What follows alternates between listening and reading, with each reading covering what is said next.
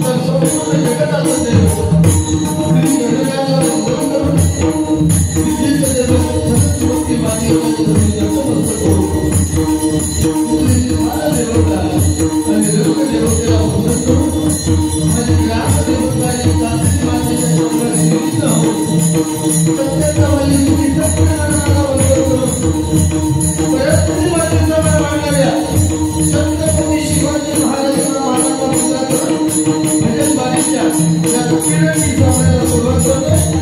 जय जय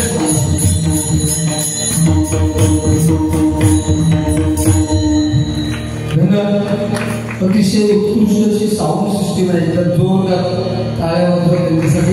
खूप छान सुरुवात केलेली आहे. धन्यवाद. थोडासा कमी करा. मॉनिटरला द्यायला ना आवाज.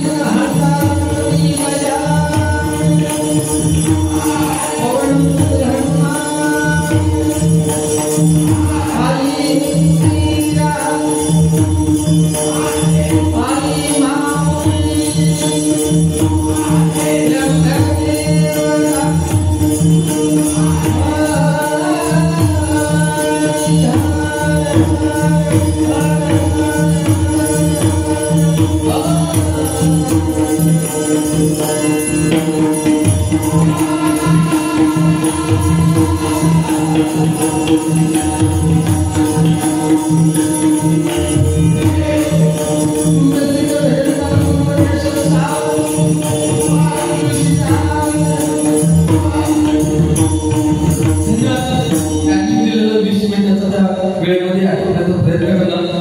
तिन्ही गो आपण सगळेजण ओळखतात. मध्यभागी जे गो बसले ते स्पेशल आहेत, ते गेट्स सन्मानाचे वागणेकर गो. आणि त्या बाजूला तर आपण ओळखला चेहरा किती हसरा बघा. 100% पहिल्या गावाने माझ्याकडे सुरुवात आहे. आणि जरा सरळ बस झालं मुंबईत गेलं आणि तोंडावर असे एवढे हा कार्यक्रम आहे दिनदर्शिका म्हणजे सांगायचा त्याला कॅलेंडर म्हणतात. कॅलेंडर याच्यामध्ये परत तुका प्रश्न नको. ठीक आहे. पहिलं नाव माझ्याकडे तर परमेश्वराचं नामस्मरण आजच्या कलियुगात फार गरजेचं आहे. या ठिकाणी युट्यूबवाले पाटील सर तुम्हाला फर्स्ट टाइम सांगतो की म्हणजे 1 2 3 4 5 6 7 8 एवढ्या मोठ्या प्रमाणात हे युट्यूबवाले आले त्यांचं सुद्धा मी स्वागत करतो. कारण प्रचंड गर्दीमध्ये होते. अजून आगापेक्षा येत आहेत काहीतरी मिळेल या उद्देशाने प्रत्येक गोवाचं वेगळं प्रेझेंटेशन आहे. हे कलियुग आहे आणि या कलियुगात नामस्मरणाला फार महत्व आहे. सत्य त्रेता द्वापर आणि हे कलियुग आहे. सत्ययुगात परमेश्वराच्या जर जवळ जायचा कोणता मार्ग असेल तर त्यावेळेस हजारो वर्ष तपश्चर्या करायला लागायची. जसं की तामदेव त्यांनी 1400 वर्ष तपश्चर्या केली. त्यानंतर आला द्वापर युग. ह्या द्वापर युगात जर परमेश्वर आपल्याला बघायचं असेल तर त्याच्यासाठी होम हवन आणि मोठे मोठे यज्ञ करायचे ऋषीमुनी आणि त्याच्यातून परमेश्वराची भेट व्हायची. त्यानंतर आलं ते द्वापर त्रेतायुग. ह्या त्रेतायुगात पूजेला फार महत्व होतं. अर्चना जेवढी तुम्ही पूजा जेवढी जास्त कराल तेवढं परमेश्वरच्या आपण नजदीक जाऊ शकतो. आणि आता हे कलियुग आहे. ह्या कलियुगात मायबाप नामस्मरणाशिवाय दुसरा पर्याय नाहीये. ज्यांच्या उदरी आपण जन्म घेतलाय ते आपले आई वडील आणि आई प्रतिष्ठान लक्षात घ्या. नाव सुद्धा लक्षात ठेवलंय आई प्रतिष्ठान आई गुरु. ज्यांच्या उदरी आपण जन्म घेतलाय ज्यांच्यामुळे आपल्याला ही दुनिया बघायला मिळाली त्या आपल्या आई वडिलांच्या डोळ्यात कधी अश्रू येऊन देऊ नका. आजच्या या कलियुगात जन्माला येणं आणि मृत्यू होणं हे सुद्धा क्वचित झालेले आहे. कारण जन्म या धावाला आला तर सिझरिंग शिवाय पर्याय नाही आणि मृत्यूच्या दारापर्यंत पोहोचायचं असेल तरी व्हेंटिलेटर शिवाय पर्याय नाही. आजची परिस्थिती आहे. त्यामुळे आपलं भजन रामकृष्ण आणि रामाचा आचार कृष्णाचा विचार आणि हरीचा उच्चार. राम समजायला सोपं आहे. राम शब्द उच्चारायला सोपं आहे. राम शब्द लिहायला सोपं आहे. मी नेहमी भजनात सांगतो. परंतु कृष्ण त्याचं प्रत्येक अक्षर जोडाक्षर आहे. तो कृष्ण हा शब्द उच्चारायला सुद्धा खूप कठीण आहे. कृष्ण लिहायला सुद्धा खूप कठीण आहे आणि कृष्ण समजायला सुद्धा खूप कठीण आहे. कृष्ण हा अर्जुनाच्या रथाचा सारथी झाला. महाभारताच्या 18 दिवसाच्या युद्धामध्ये त्यांनी सारथीपण केलं अर्जुनाच्या रथाचं. विरोधी पार्टी कोण होती? एकाच घरातले दोघे जण होते. एका बाजूला पांडव होते 5 पांडव आणि दुसऱ्या बाजूला 100 कौरव होते. त्या रथाचं सारथी श्रीकृष्ण करत होता. 100 पैकी एकाला पण शिल्लक ठेवला नाही आणि 5 पैकी एकाला धक्का लावून दिला नाही. तो श्रीकृष्ण लक्षात ठेवा. तो श्रीकृष्ण आपण समजून घेतला पाहिजे आणि तीच या कलियुगाची गरज आहे. आज गेल्या 22 जानेवारीला आता या 22 जानेवारीला 1 वर्ष पूर्ण होणार. अयोध्येमध्ये प्रभू रामाच्या प्राणप्रतिष्ठापना झाली. आपण किती भाग्यवान आहोत. आपण नजरेसमोर त्या प्रभू रामाची प्राणप्रतिष्ठापना एक प्रकारे बघितली म्हणजे आपण किती भाग्यवान आहोत. त्या प्रभू रामाच्या कार्याने सुरुवात करतोय.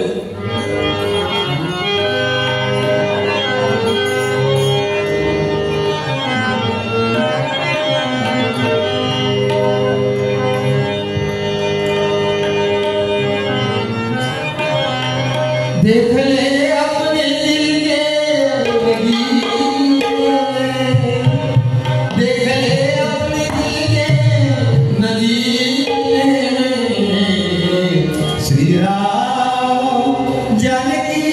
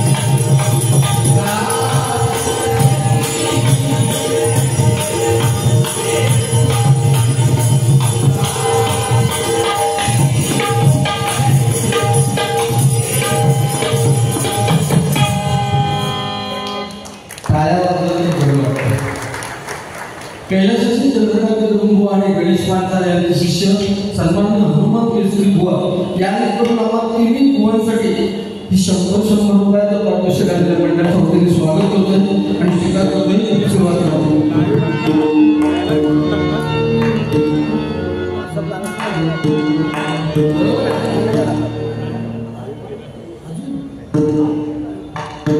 जरा मोठ्या आठीचा आवाज आहे.